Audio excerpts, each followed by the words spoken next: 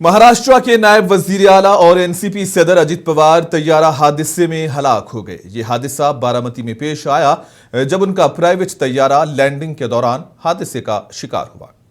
तैयारे में सवार तमाम 5 अफराद की मौके पर ही मौत हुई। अजित पवार आज सुबह मुंबई से बारामती जा रहे थे, जहां वो जिला काउंसिल के इंतखाबात के सिलसिले में 4 रैलीज करने वाले थे। तैयारे में अजित पवार के साथ उनके सिक्योरिटी ओहदेदार, असिस्टेंट और अमले के दौरकान भी मौजूद थे। हादसे के बाद इंतजामिया और हिफाजती ओहदेदार जाए वक़्वा पर पहुंचे और हालात का जायजा लिया। इसी दौरान इतलात हैं कि अजित पवार की आखिरी रसूमात कल तमाम सरकारी एजाजात के साथ अंजाम दी जाएंगी।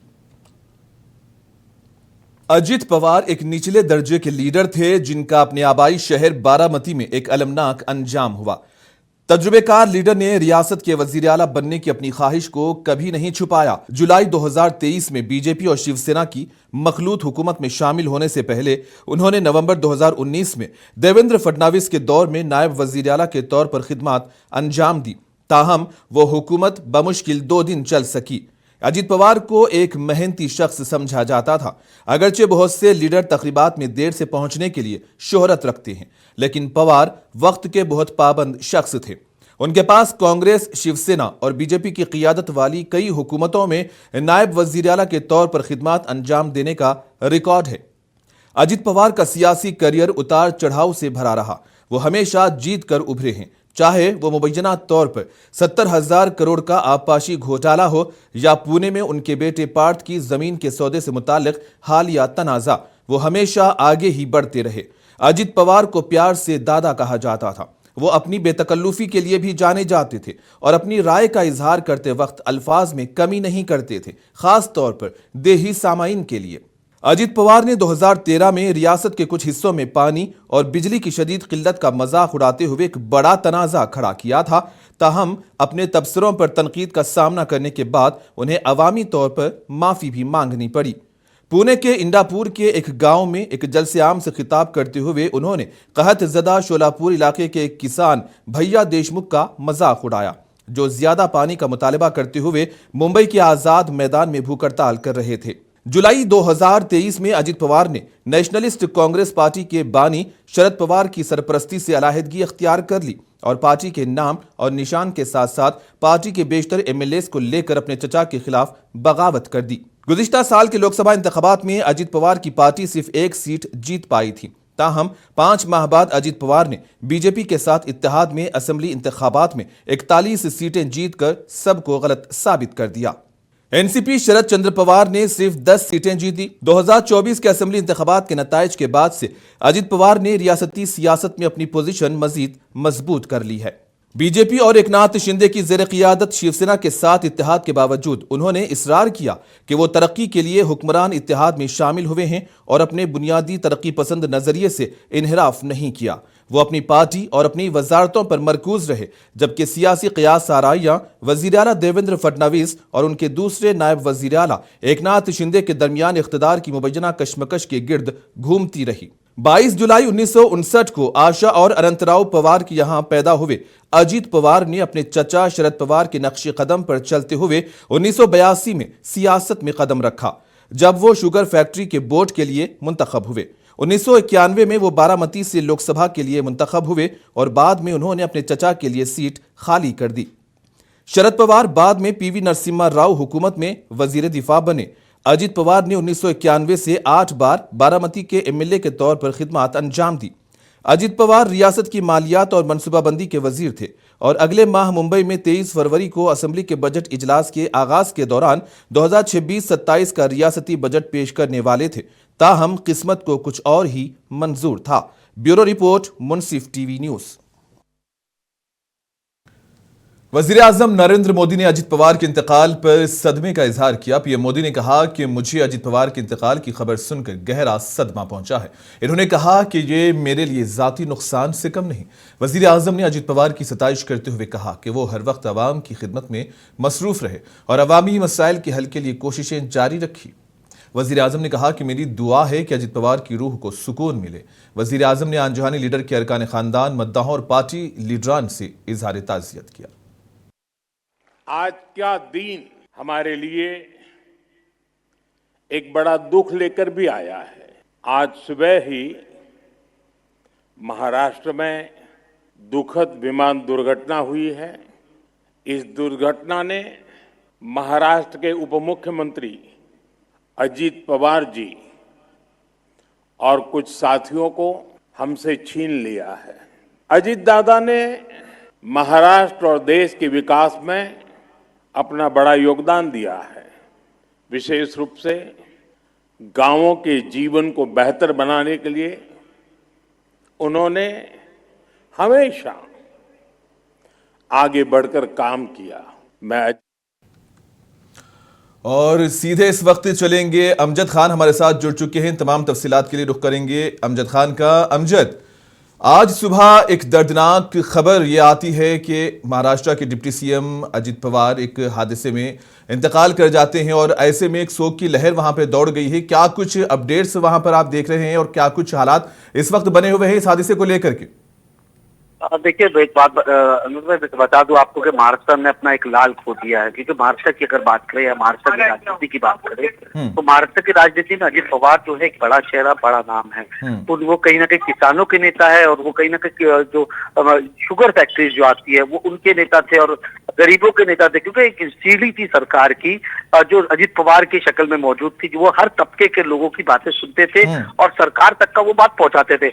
चाहे वो कोई भी हो, चाहे वो पूरे जमात का मसला हो, चाहे वो दलितों का मसला हो, चाहे वो यादव का मसला हो, चाहे वो मराठों का मसला हो, तमाम चीजें जो है उनसे एक्सेस जो था आसान था, उनसे बातचीत कर रहे थे। मेरी खुद मुलाकात हुई अजित पवार से, मैंने देखा कि तकरीबन 7 बजे किस तरीके से वो डेलीगेशन बुलाते थे और डेलीगेशन बुलाने के साथ साथ जो सरकारी अधिकारी रहते थे उनके साथ डायरेक्टली इंट्रोडक्शन करते थे, पूरी उनसे बातचीत करते थे, उनके मसले का हल करते थे। और अगर कोई मसले का हल नहीं होता था तो वो साफ तौर पर बोलते थे कि ये चीज नहीं हो सकती है। ये ऐसा डेलीगेट नेता कहीं ना कहीं बहुत सदियों के बाद देखने को नजर आता है।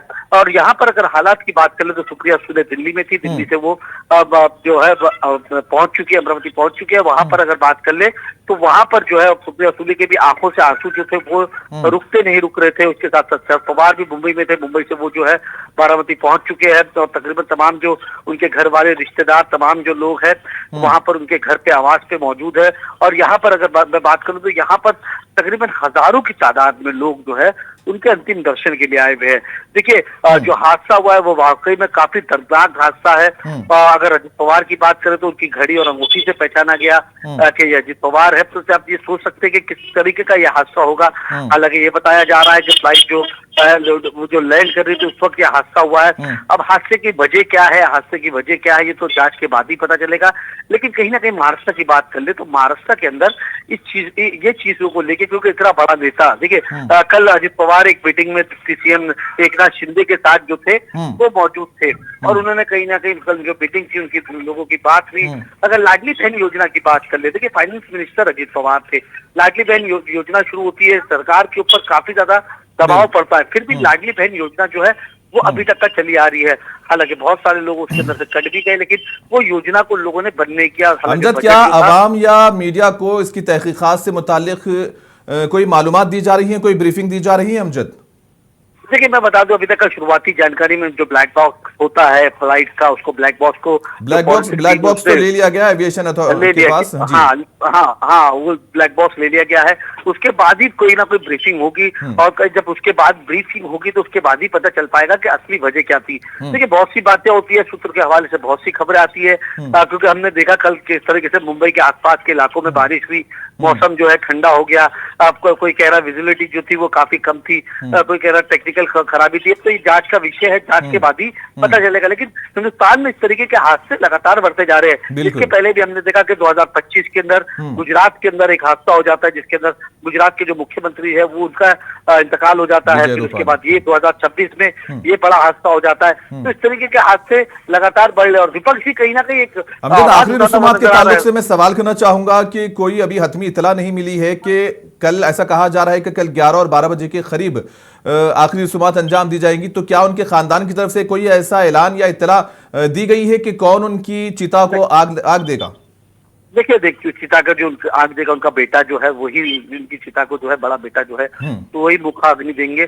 और कहीं ना कहीं 11-12 बजे के टाइम ये तमाम जो आखिरी रस्मात है वो पूरी की जाएगी। 3 दिन से हालांकि शोक रखा गया है। आपने ये देखा कि जैसे कि होम मिनिस्टर और प्राइम मिनिस्टर ने दोनों ही ने ट्वीट करके शोक जताया है। देखना ये होगा कि कल तमाम जो नेता है महाराष्ट्र के बड़े बड़े नेता है तब बारामती जो है वो पहुंच चुके हैं। और अगर पार्लियामेंट की बात करें तो पार्लियामेंट का विंटर सेशन जो है वो शुरू हो चुका है। बजट जो है वो आना है। जैसे बजट से पहले देखिए, बजट से पहले इतना बड़ा हादसा होना, क्योंकि फाइनेंस मिनिस्ट्री कहीं ना कहीं अजित पवार के हाथ में थी, तो कहीं ना कहीं इससे पहले ये बड़ा अच्छा बड़ा हादसा हो जाना तो कहीं ना कहीं महाराष्ट्र के लिए भी एक धक्का है। क्योंकि तमाम चीजें जो है अजित पवार के हाथ में, और 6 मरतबा के उप मुख्यमंत्री रह चुके महाराष्ट्र की राजनीति को। तो जिस तरह आप कह रहे हैं अमजद, बजट से पहले इस तरह का हादसा पेश आना, तो क्या सियासी मुखालिफिन और अवामी हलकों में इस तरह की कोई चेमा गोइया हो रही है कि साजिशी नजरियात पर कुछ बातें हो रही हैं अवामी हलकों में? हर एंगल से बात की जा रही है, हर चीजों को परखा जा रहा है, हर चीज जो है वो बताई जा रही है। लेकिन देखिए अब जब तक का जांच नहीं हो जाती, जब तक का कोई चीज कहना जो है वो दुरुस्त नहीं होगा। लेकिन मैं ये बता दूं आपको कि जिस तरीके से इतना बड़ा हादसा जो हुआ है उसको लेके कहीं ना कहीं चिंता तो लोगों के अंदर काफी ज्यादा है। और मैं बता दूं आपको कि खास तौर पर शरद पवार को लेके, शरद पवार और अजित पवार को लेके काफी ज्यादा अटकलें भी लगनी थी, जिससे दोनों ही लोगों की नजदीकियां बढ़ रही थी। दोनों ही लोग करीब आ रहे थे, साथ में मिलकर चुनाव लड़े पुणे के अंदर। परिवार जो था एक साथ फिर से एकजुट होने की कोशिश लगातार कर रहा था। अब से आने वाला वक्त ही बताएगा कि पवार अब जबकि अटकलों की बात की गई है तो क्या फिर सियासी तवाजुन बिगड़ सकता है वहां पे एनसीपी खेमे में? देखिए अब से आने वाला वक्त ही बताएगा। देखिए बहुत सारे एनसीपी खेमे के अंदर बहुत सारे ऐसे लोग हैं। देखिए लीडरशिप की अगर बात करें तो लीडरशिप के अंदर पवार परिवार की बात करें तो 2 बड़े लीडर हैं, एक शरद पवार और एक अजित पवार। दोनों ही महाराष्ट्र की राजनीति में बड़ा चेहरा और बड़ा नाम रखते हैं, और दोनों की राजनीति की पकड़ जो है वो काफी ज्यादा मजबूत थी। देखिए अगर शरद पवार की बात करें तो शरद पवार की एक एज हो चुकी है और तमाम तरीके की अटकलें लगाई जा रही है कि दूसरी कमान जो है वो कौन संभालेगा। रोहित पवार की बात करें तो रोहित पवार जो है विधायक है, और कहीं ना कहीं वो पार्टी की भागदौड़ जो है अभी इस काबिल नहीं कि पार्टी की पूरी भागदौड़ जो है वो। आखिरी सवाल, जबकि कल बारामती में आखिरी रसूमात अंजाम दी जाएंगी तो लॉ एंड ऑर्डर को बरकरार रखने के लिए, जैसा कि आपने भी देखा, हमने भी देखा किस तरह से तस्वीरों में अजित पवार के जो चाहने वाले थे उनकी भीड़, एक हुजूम उमड़ पड़ा था, और ऐसे में कल उनके आखिरी रसूमात में शिरकत के लिए फिर सिक्योरिटी के क्या कुछ इंतजाम किए जा रहे हैं महाराष्ट्र पुलिस की जानिब से? देखिए महाराष्ट्र पुलिस को पता है कि सिक्योरिटी के पूरी तरीके से इंतजाम करने पड़ेंगे, क्योंकि आज हजारों की तादाद में भीड़ है, कल लाखों की तादाद में भीड़ होगी।